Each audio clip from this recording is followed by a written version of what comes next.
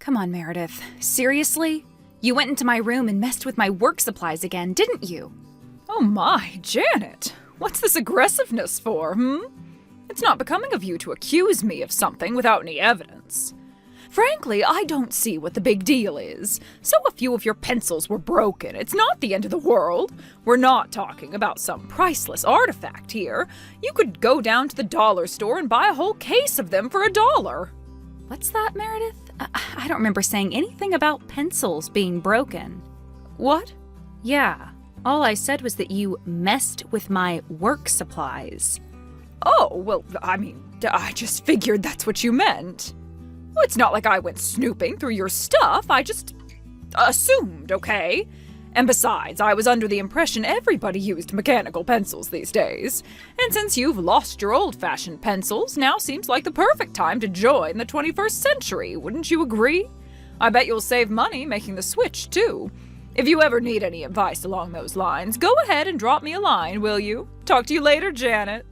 Hold it right there, Meredith. Don't spin this around like you're being helpful. This isn't about saving money or upgrading my methods.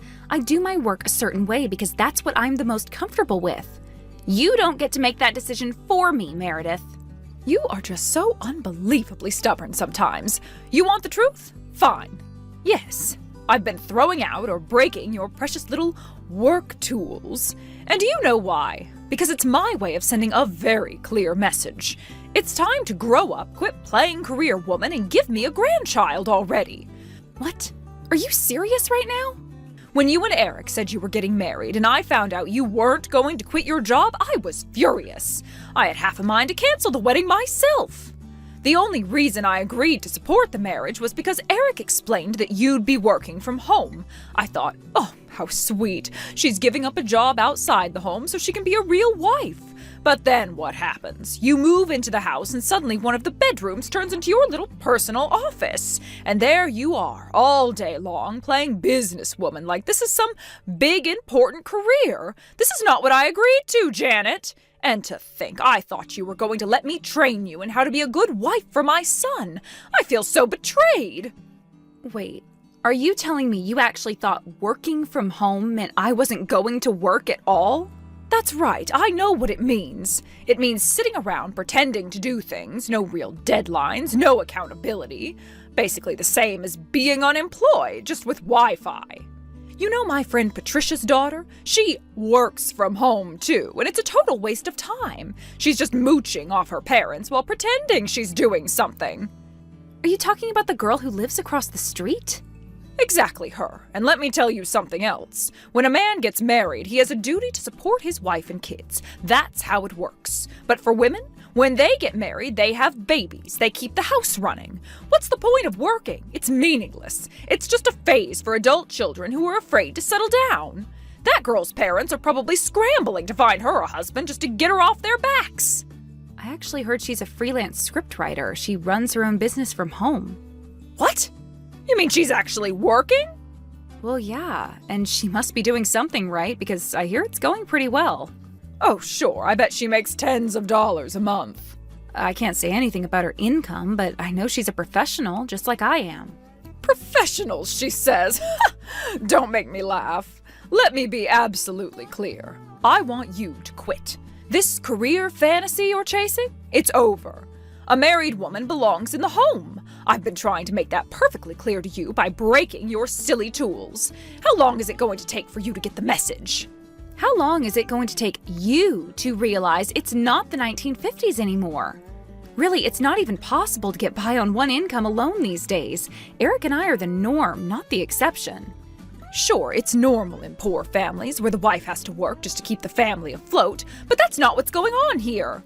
Eric has a fantastic job with a major firm. He's bringing in good money. You don't need to work. You could live in comfort without lifting a finger, and you still choose to play with pens and paper all day.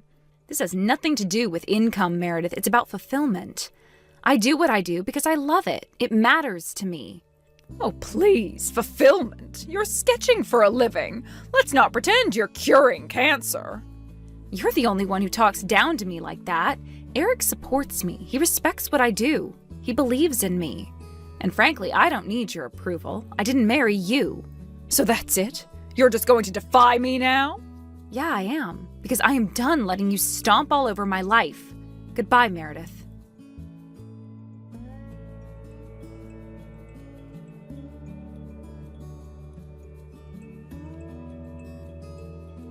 Hey, did you finish work already? Yeah, I just checked into the hotel, actually. What's up? You okay? Sorry to dump this on you while you're away, but something happened and I really need to talk about it. That doesn't sound good. Is it about my mom? Yeah, she's at it again. Oh no, what did she do this time? You know the pencils I keep stocked for sketching my drafts? Yeah, I remember. You just bought a new set last week. Well, she took every single one of them and ran them through the sharpener like a 5-year-old on a rampage. And then she just left the wood shavings scattered everywhere. It's a mess. It looks like a beaver broke in and lost its mind. Oh my god! And you had just cleaned up the mess she left from her stunt with your erasers!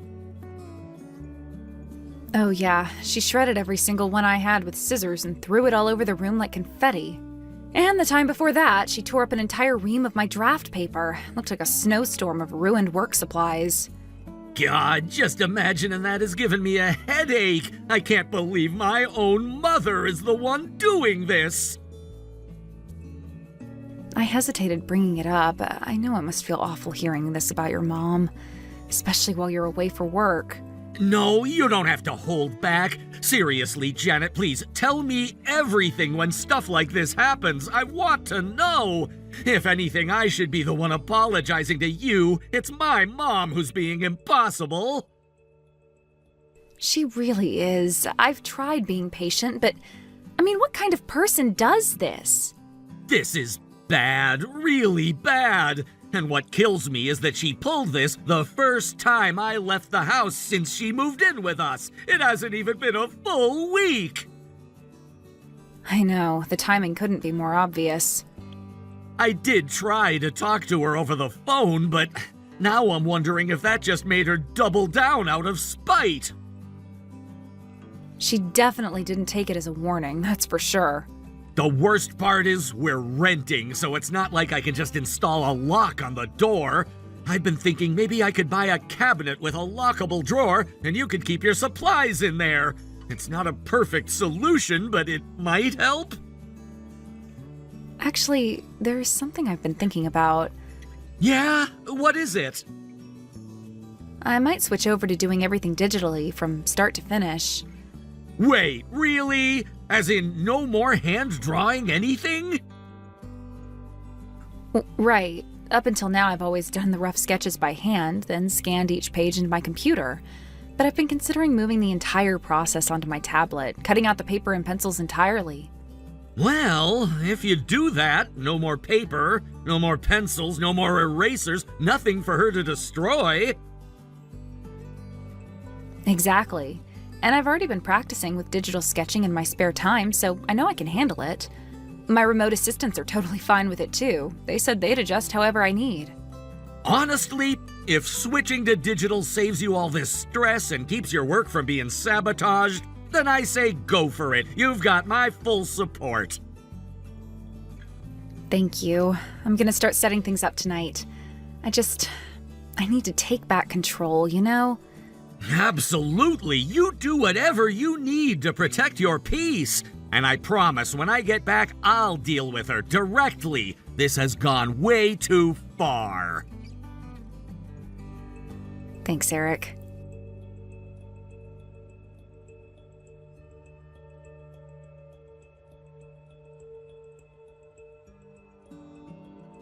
Well, well, Janet. I noticed all your paper and pencils are suddenly gone. For a moment I thought maybe you'd finally come to your senses. I assumed you'd gotten the message and given up this silly little work obsession of yours. But then what do I see? You're still sitting there, staring into that computer screen like you're some kind of professional. So what does that mean, It means you figured out a way to keep working behind my back. You're defying me. Let me guess, you've gone digital now? You think you've outsmarted me? That's cute. But let me make one thing very clear. You have no intention of quitting, do you? Even now, you're stubbornly clinging to this ridiculous fantasy. Fine. If you're not going to stop willingly, then I'll just have to make you stop. By force, if I have to. Meredith, did you break my computer? Oh, so you finally come home. Yes, it was me. I did it, and I'm glad I did. You do realize this is way beyond just messing with my pencils and paper, right? Oh, I most certainly do. That was intentional. I figured if I destroyed your precious little machine, you might finally stop this nonsense. Are you even listening to yourself? I'm a professional cartoonist, Meredith. I have a running series in a major magazine. My work is published. I have actual readers who wait for my chapters every week. I can't just quit because you're holding on to 19th century views about how married women should behave. Good grief, Janet, would you wake up already? A cartoonist? Are you joking? That settles it. I will stop at nothing to get you to quit such a lowly, embarrassing line of work. Let me make something very clear to you, Meredith. I don't care whether you approve or not. I have no choice but to get a new computer to replace the one you broke immediately. Because whether you like it or not, my deadlines are real. My editors, my assistants, my team, they're counting on me. I don't get to just sit around and rethink my lifestyle because you're having a tantrum. How am I still not getting through to you? I am done with this conversation. Starting today, I am taking what's left of my equipment and moving it to a friend's house for safekeeping. At least there I won't have to worry about you sabotaging me. Don't you dare! I'd like to see you try and stop me.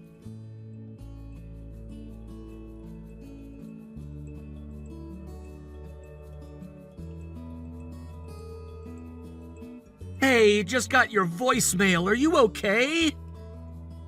Hey, Eric. Sorry for calling you during work. Don't worry about me. I'm worried about you. I don't believe it. She finally went overboard and broke your computer. She's officially lost her freaking mind. Is your work okay? Are your files safe? Well, I got really lucky. The only reason this didn't completely ruin my work is because she doesn't know the first thing about how a computer actually works. What do you mean? She smashed the keyboard, cracked the monitor, and even hit my pen tablet. All of that's toast, but the desktop tower, she never touched it. It was tucked under the desk, and I guess she didn't realize that's where the important stuff actually lives. All my data's still intact, every single file. Oh, wow. Well, thank God for that. I didn't waste any time after that. I packed up the tower and every other piece of equipment I could save and drove straight to my assistant's place. You know, the one that lives in the next city over? Yeah, I know who you mean. She had a spare pen tablet and monitor, so I'm borrowing those for now and getting back to work as best I can. It's not perfect, but I'm up and running. Well, sort of. Janet, I'm honestly relieved it wasn't worse. And seriously, I don't want you worrying about replacing anything. I'll cover the cost of the new equipment. Thank you, but are you sure? I insist. And don't worry, I'll be billing my mother for it later. She's not getting away with this. Wow. Okay, well, fair enough. In the meantime, just focus on wrapping up this project. You said the deadline's this Friday, right? Yeah, it's a tight one, but I think I'll make it. Barely. Okay, I get back from this trip the day after tomorrow. Let's go buy your new setup this weekend. My treat, no arguments. Deal. Thanks, Eric. Really. You hang in there, all right? I'll handle my mom when I'm back. No more of this garbage.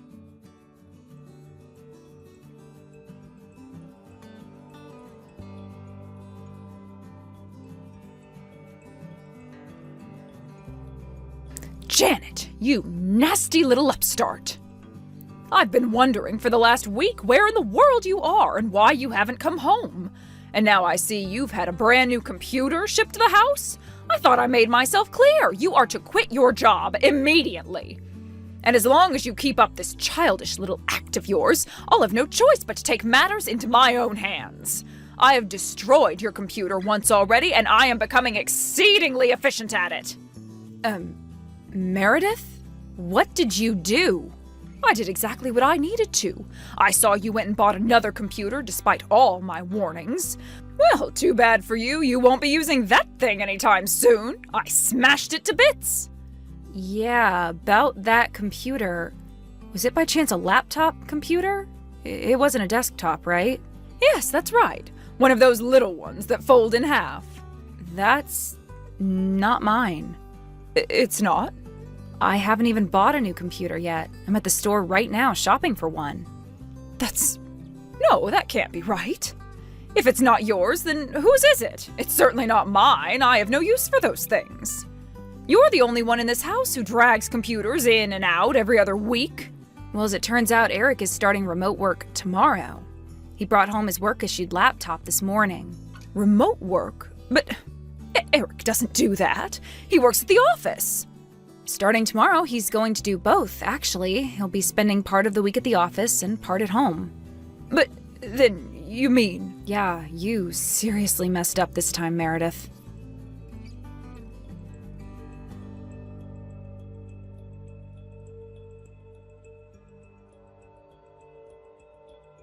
Mom! Oh, Eric, there you are. Listen, can you come home soon? I could really use your help. Janet's being just impossibly stubborn again. What the hell were you thinking? What? I'm not sure what you could possibly mean. I'm standing next to Janet right now, Mom. That laptop you smashed this morning, the one you thought was hers, that was my company's property. I told you before I left for this trip that my company was shipping a laptop to the house. And just this morning I told you it would arrive today and that you should just set it in my room until I get home. Did you forget about that? Wait. You mean the laptop I destroyed? That was yours? Yes, Mom, it was mine. No, that can't be right. Did you look at the label? It definitely had my name on it, Mom. What, did you just see a computer box and assume it was for Janet? Eric, I didn't. And like I said, that laptop wasn't even mine. It was my company's. You just destroyed corporate property, Mom. Do you even understand what that means? Oh, I don't know what to say. Yeah, I'm in the same boat right now, honestly. Seriously, what the hell is your problem, Mom? Why are you so obsessed with sabotaging Janet's work? Because I couldn't stand it anymore. When I got married, my mother-in-law forced me to give up my job. But Janet thinks she has the right to just keep right on working even though I told her to stop. It's not fair. She's not better than me. Wait, your mother-in-law? You mean Grandma? I know it might hurt you to hear this, Eric. I know your grandmother always loved to spoil you, but she was a horrendous bully. She loved to torment me. She pressured me into quitting my job. I didn't want to stop working either, but I did, because I was forced to. And now I see Janet just doing whatever she wants, and it just eats at me. Mom, not one word of that is true. What? How dare you? Are you accusing your mother of lying? I'm just saying, Mom, there's no point in telling me some sob story because I know what really happened. Dad told me once I was old enough to know the truth. He did? What did he tell you? A few months before you left your old company, there was a massive financial scandal that almost bankrupted the company. And the person who first caught the scandal and reported it was a personal friend of Grandma's. Through Grandma, that friend knew that you were working there, and she had her give you a heads up so you'd be able to get out before the fallout commenced. She also offered to set you up with a new job in a better company if you were interested, but you got pregnant with me right away, so you stayed as a housewife from then on. After that, you had some kind of bizarre, one-sided rivalry with Grandma for Dad's attention. You never once tried to get along with her. At least that's what Dad told me. Is any of that wrong? Well, I don't remember things happening exactly that way. Maybe you forgot some things, and maybe you just have a convenient memory, but that doesn't change anything. Your fake story could be 100% true, and it still wouldn't justify the way you're treating Janet. But that's enough of talk about the past. Here's what's gonna happen next. Janet had to purchase a lot of brand new equipment just to be able to meet her deadlines this week. Also, my company is gonna have to replace the laptop that you just destroyed today. I'm gonna pay for it all for the time being. Oh, well, that's very nice of you. I'm glad you understand that I'm not completely responsible. I'm not finished. What? I'm gonna pay for it for now, but I'm gonna make you pay me back for it. Oh, you can't be serious. Those computer things cost tons of money, don't they? Trust me, you'll find out the hard way how expensive the stuff you broke is. And one more thing, you're not gonna live with us anymore. Eric, no, you don't mean that. Yes, Mom, I definitely do. When Dad passed away, we took you in because we thought you were alone and grieving. We opened our home to you out of kindness, and how did you repay us? By going out of your way, being comically villainous in order to get in the way of my wife doing the job that she loves. I'm her husband, Mom. I have a responsibility to protect her from anyone who would harm her. That includes you. But where am I supposed to go? Back to your old house, the one you and Dad lived in. It's still standing, and it's under your brother's name. You stayed there before. You can ask him to let you stay there again. No, I can't go back there. You have no idea how overbearing my brother is. He was always telling me to take better care of the house, to clean it more often. It was unbearable. Living with you meant I was finally free from all that interference. Wow, it must really suck to have someone constantly interfering in your life, telling you what you can and can't do. Kinda like, exactly what you were doing to Janet. But I was just trying to help. That's different. Yeah, it is different. Your brother just wanted you to take care of his property, but what you were doing to Janet was just out of spite and envy. That's not true. I'm not interested in arguing about this over text, Mom. My decision is final. You're moving out. End of story. No, Eric, you can't do this to me. I can and I will. Once Janet is done shopping, we'll be right home. We'll talk more then.